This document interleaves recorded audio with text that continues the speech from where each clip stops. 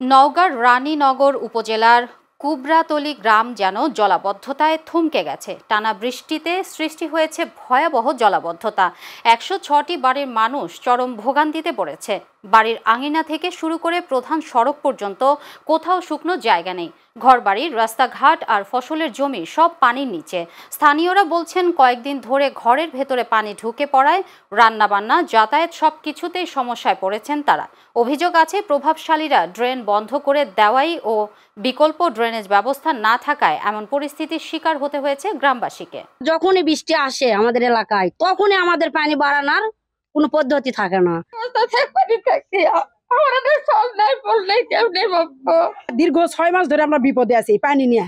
এখানকার chairman member কেউ তাকে আমাদের দেখে না। অতিবৃষ্টি হলে জলবদ্ধতা হচ্ছে মর্মে অনেকগুলো পরিবার জলবদ্ধ হয়ে পড়েছে। তো আমরা সরেজমিন পরিদর্শন করে এখানে প্রয়োজনীয় বরাদ্দ দিয়ে এই জলাবদ্ধতা দূর করার দায়িত্ব আমরা পালন করব।